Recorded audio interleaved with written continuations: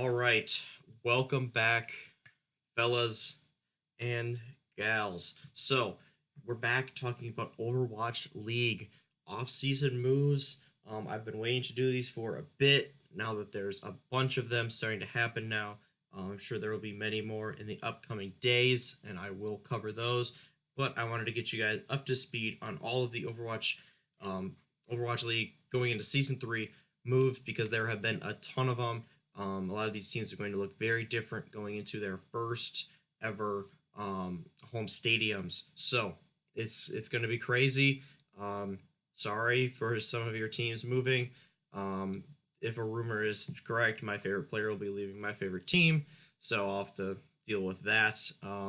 So there's a lot of them. We're going to go through it. This has a lot of them. Over.gg, Snivy made this um, a couple weeks ago and it's been updated. So um, thanks Snivy for providing this because it is pretty hard to find out information about this stuff unless you like follow the teams on Twitter or on Instagram, things like that. Otherwise, you can miss stuff quite easily if you're not looking for it. So running through some of the teams, Washington Justice, they've made a lot of moves. As you can see here, Fozix was released. Then they released most slash all of their coaching staff. Then they announced later on that Otto, Sansam, Giannis, and Hyun Yu will not be coming back. And then Guido and Sleepy, both of their flex supports, also declared that they were leaving the team, opting for free agency. And then a couple days ago, they signed Roar, the former main tank, for the LA Gladiators. So they have a new main tank. They also have Elevote and starts with an L, but it's a tank duo from EU contenders that they signed but couldn't get to stage 4 because of like visa problems and other things like that. But they do have those two, and now they have Roar as well. They are going to need to find new supports. Um, like I said, Sleepy and Guido were both of their off supports. Sansam, one of their other tanks.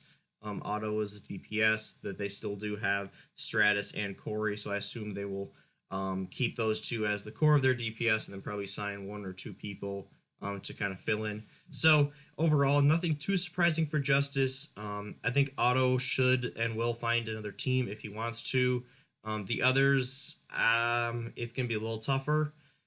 They could definitely at least get back into contenders and kind of prove themselves again because Sansam and Janice in particular did not have very good seasons.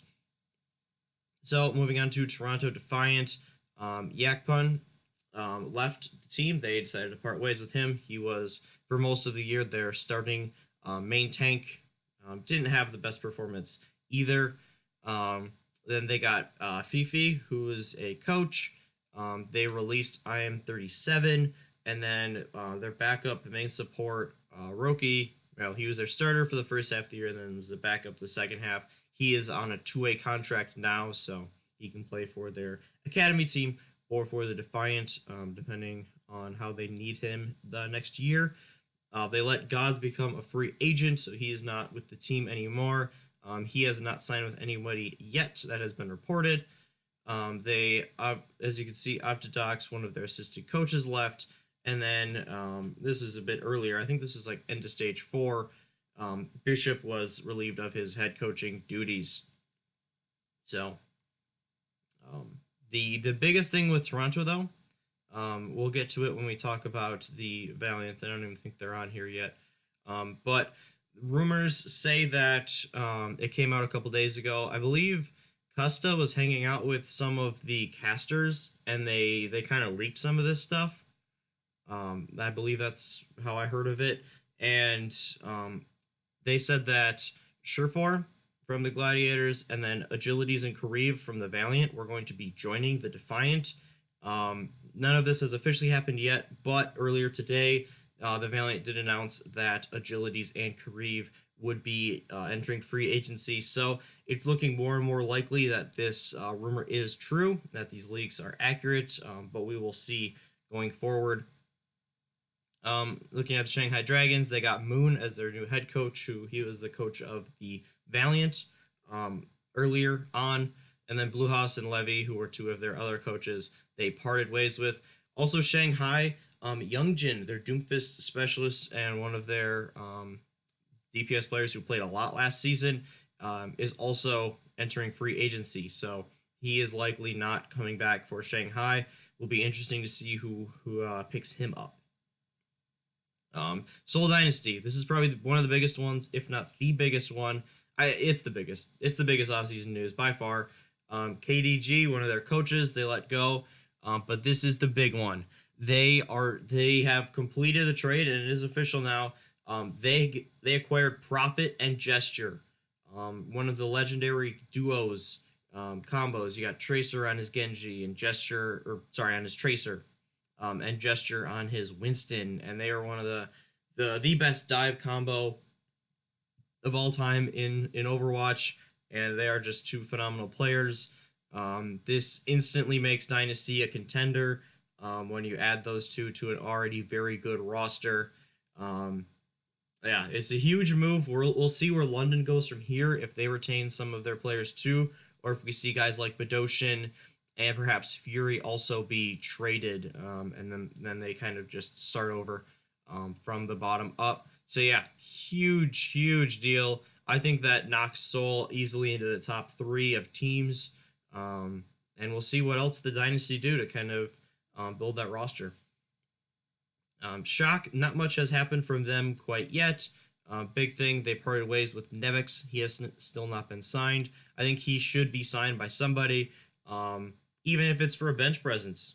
I think he can still play. I think he's still a very good player. But even if all you want him for is to be like a fan favorite and also to kind of help the younger guys develop, he's still a very good pickup for that as well. So a lot of value for Nevix out there. Curious to see where he will end up. Philly, pretty big news here. Basically, their whole coaching staff is gone. As you can see here, they had team options on EQO and Neptuno, and they decided not to bring them back. So Neptuno and EQO are both free agents. This is huge news. Sato is still under contract. So Philly is basically kind of wiping, it seems. I think that they're going to build around Carpe, as nothing's happened with him yet. I think that they're going to go for that more full Korean roster, even though they do still have Poco. So I think it'll probably be mostly Korean still. It's kind of interesting. I thought if anything they would either like bring back all of their Western guys and then trade Carpe for a lot of stuff. Then kind of build around everyone else like EQO and Boombox and Neptuno. But that is not the case. So it's interesting. I wonder why they would then re-sign Poco if they're going to build around Carpe. Those two must get along well. So Philly going to be looking at a very different team next year.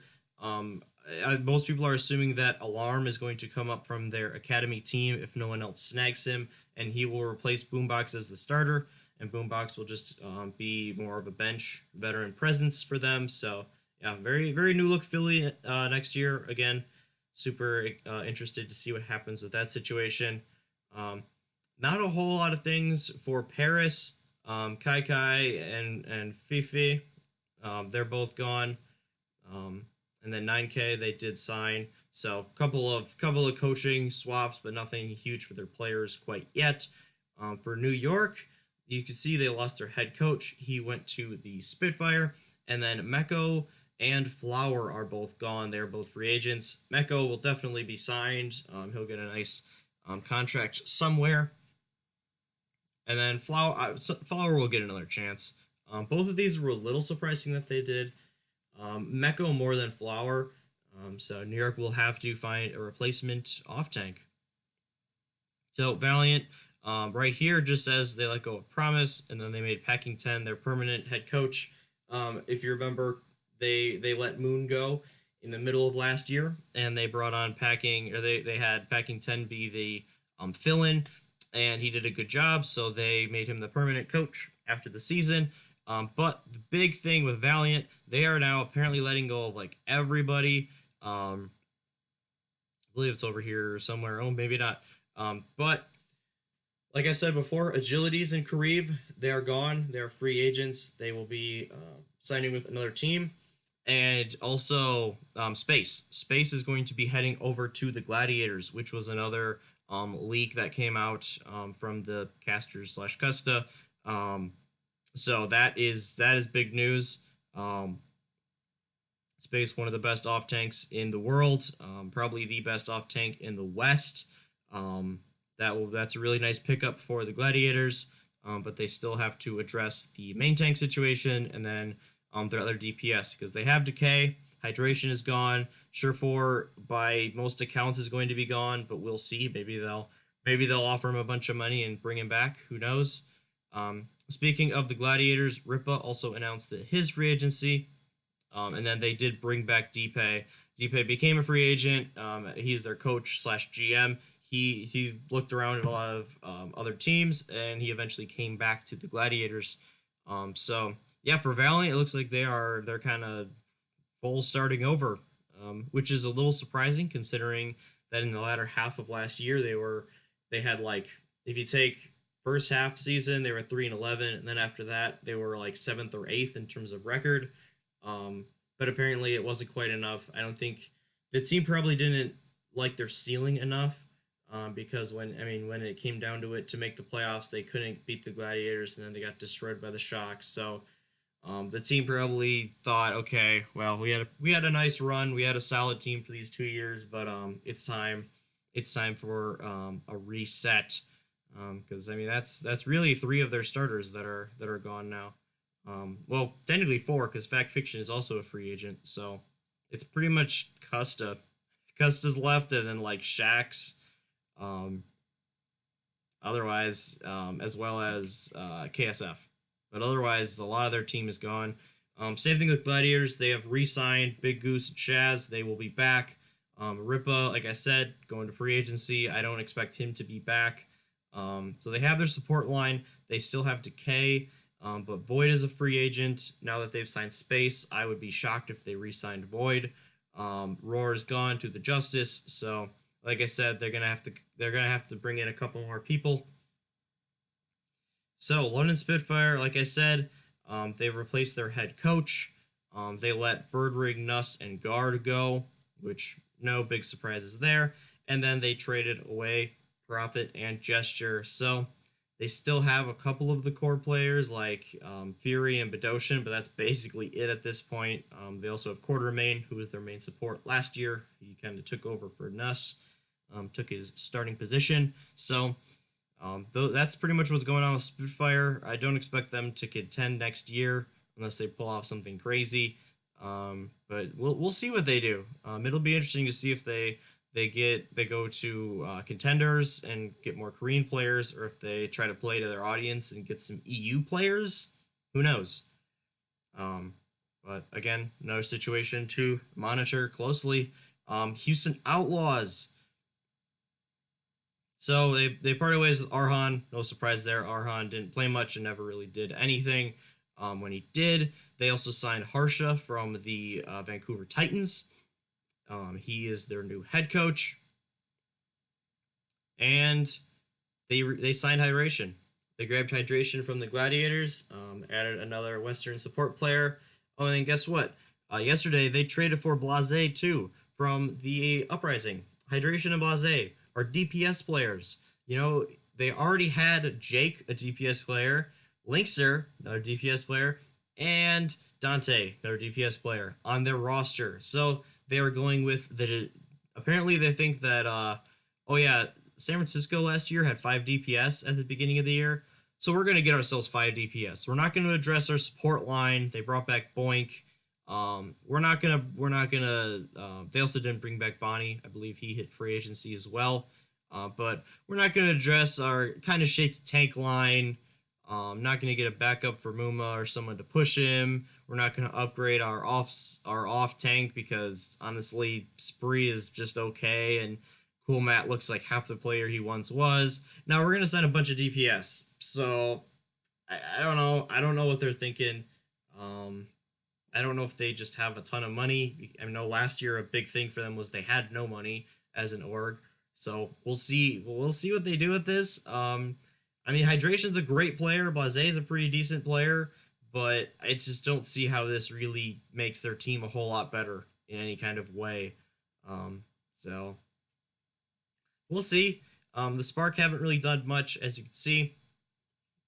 Most of their roster looks to be coming back. Florida Mayhem, this was a big one. They released DPI, Zephyr, Swan, Hagopian, Rain, and then KH1. Their GM also left, so that's a lot of the roster. But this doesn't surprise me at all. Zephyr, Swan, none of those guys really performed that well.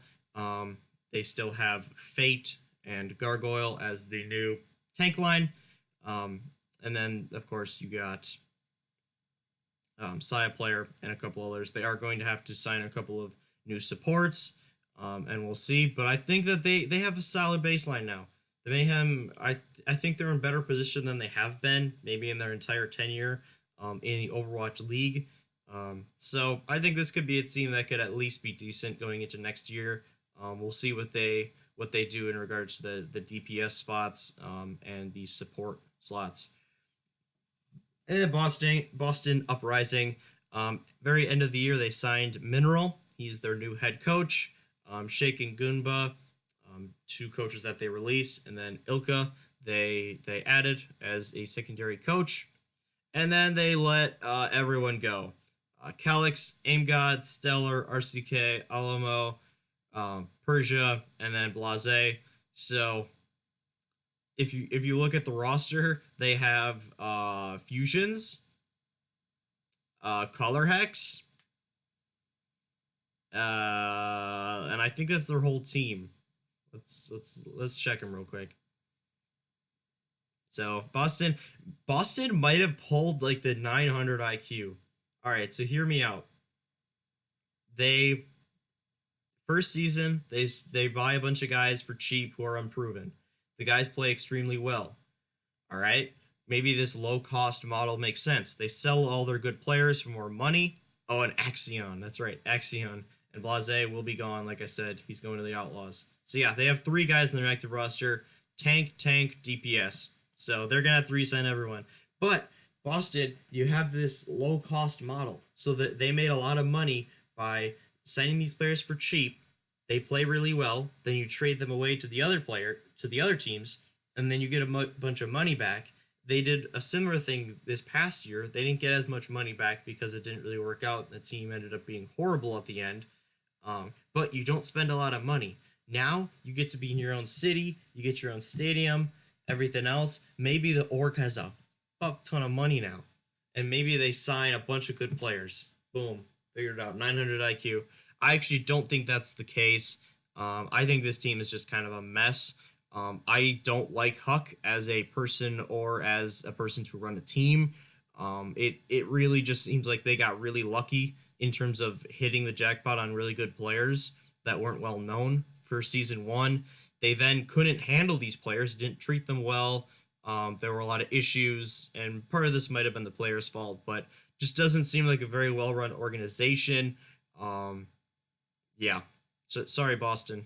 I don't think you got your next Patriots here. I think they're still a bit of a mess, but I could be proven wrong. If they make some great off-season moves, maybe they can build something really solid here. Because I mean, the Color Hex is a pretty decent player. Fusion's had a solid year, so they have a little bit of a baseline, I guess. I mean, Axiom didn't like play at all. I think he played when they lost to Shanghai, gave Shanghai their first win. But other than that, yeah, Boston more than any other team. I thought it would probably be like Florida or Washington, but Boston is the team that has to kind of build back from the ground up the most. Teams like Chengdu and Atlanta, Guangzhou and Hangzhou haven't really done much. Same thing with Eternal. San Francisco and Vancouver haven't either. Obviously, they don't have a whole lot to change.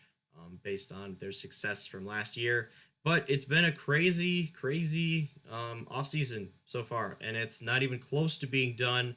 Um, there's going to be a whole lot of moves. I think we're going to see a lot in this upcoming week. And remember, the thing is, all the players who are like on, they have like the team options or anything like that. Then they're not locked in for next year. November 11th is that's like the date. It's when we're gonna know everyone. They're either going to be free agents or they're going to be on a team. And then you got November 15th is you gotta have 8 players, and that's kind of the deadline, kind of the soft deadline for next season. So, um, thank you guys for watching. I hope this was a useful video, kind of letting you guys know where people are heading. Um, Let me know what you think of these moves, who's made the best moves, who's made the worst moves, if you're going to change teams because your favorite players are gone. I think that's going to be a recurring theme for this offseason. I think we're going to see a lot of player movement and a lot of fan movement from team to team based on who they sign or get rid of. So, as always, thank you guys very much for watching the video. I appreciate you all. I hope you have yourselves a wonderful couple of days, and then I'll see you in the next one.